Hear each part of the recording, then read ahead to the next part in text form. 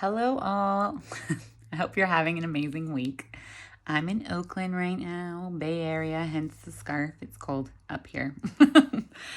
Visiting some friends. I just bought this really gorgeous house. I'm a little jealous, but super proud. I feel like a super proud mom. They've worked so hard to get this house. But honestly, being here has made me think of a lot of different things. What really I've been sitting on is this thought of pursuit of happiness because, my friends have worked so hard to get this house. They live in this really tiny apartment in San Francisco for 10 plus years. As a married couple, their entire apartment is the size of the living room downstairs. If you're wondering, there's so many rooms here that we can all socially distance just fine. But it really made me think of them and their mindset and the type of people they are. And they never needed, nor do they need this house to be happy. Living in that apartment that they were in for all those years, they were very happy. I'm sure like everybody has hard moments and experiences, but, they set a goal to get this house and they've taken and enjoyed the ride to get here.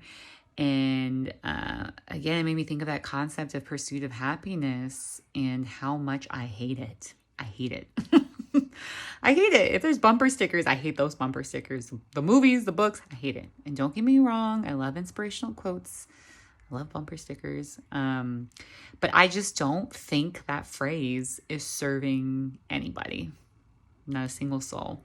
Which is why today I want to talk through 4 reasons you should ditch that concept or phrase. And reason 1, I'll just get started, is this idea of 50-50. And 50-50 really means being a human, or the beauty of being a human being, comes with all the feels, right? And all the feels actually come with 50% negative and 50% positive. And sure, feelings like fear, vulnerability, hopelessness, shame, all that don't feel good. But it's part of the full experience. Don't you want the full experience of being a human? Yes, you do. Yes, you do. And I'm going to continue because reasons 2, 3, 4 might convince you why you want those emotions, okay? Reason 2 is this paradigm I invite you to think about and receive, which is all emotions, good or bad, have good intent. What does that mean? Of course, what does that mean? I got an example. If you've lived enough years in this life, you've probably felt broken or very down on yourself at least once, probably more than once or multiple times if you are a regular human being.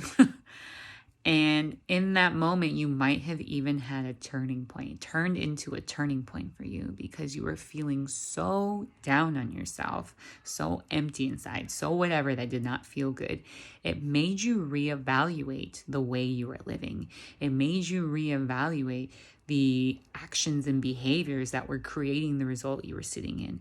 And you, in that moment, decide you didn't want to live that way anymore. And you wanted to choose differently. You wanted to choose different actions and different behaviors that would give you new results. You wanted to become something different. And if you did not have those unsettling feelings, those feelings that did not feel good, and maybe it felt like you had hit rock bottom, if you did not have that feeling of emptiness or whatever it is, you may not have made the decision to choose differently. And again, going back to all emotions, good or bad, have good intent. Sometimes those emotions are there to tell you there's a better way of living. Go try it. Reason 3. Having all the feels of being human allows us to relate to others. And as an example, if I had a friend coming to me saying that someone close to them was sick or had passed, that's not a moment that I want to be happy. I want to be sad. I want to be compassionate. And feeling low and sad with my friend allows them to feel sympathy, allows them to feel like I am a trustworthy human being, and it grows our connection, our relationship further in those tough times and in those times that I can relate, and vice versa, right? Reason 4, final reason of why you should ditch pursuit of happiness is a choice that you can choose to feel at any moment. And if you've been watching my videos before this, you've heard me talk about the self-coaching model, which talks through thoughts, feelings, and actions. And I'll back up and just talk about the thoughts and the feelings for the purpose of this video. Is our thoughts create our feelings.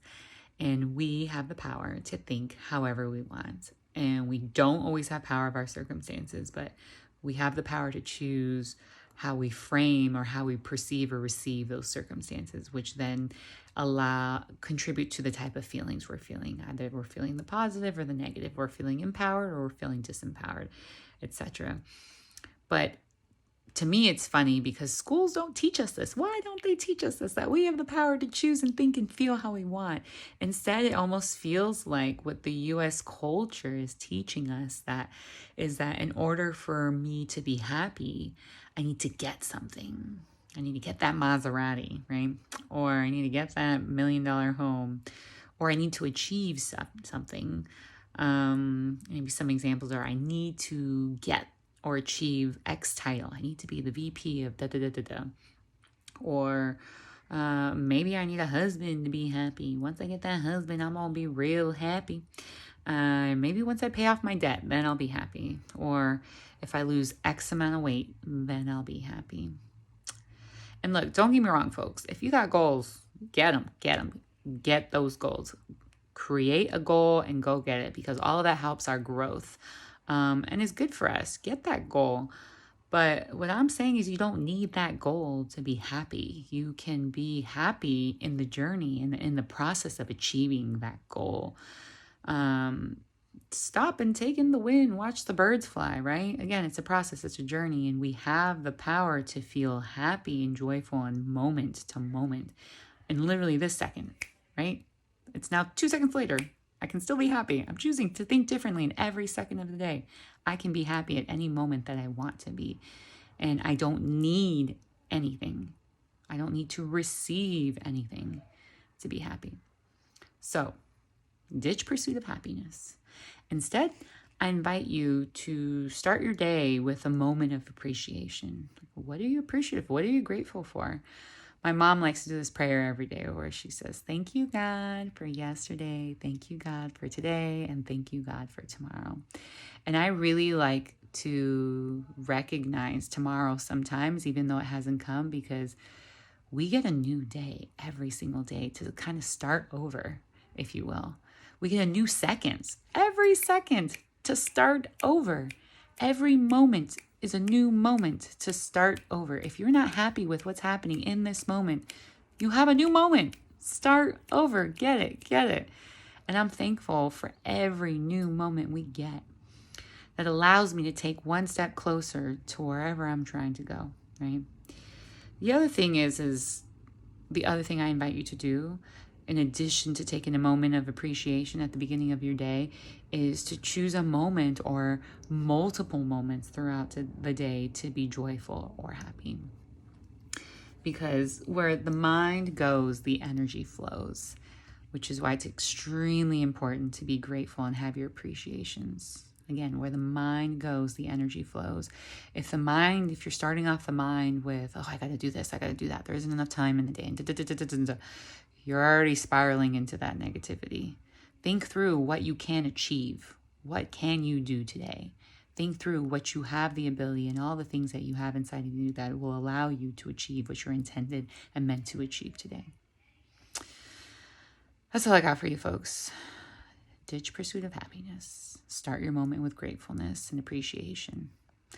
If you have any aha moments or appreciations from this video, per usual, feel free to send me a DM or drop a comment. I take feedback as well. I take it all. Enjoy the rest of your day. Bye.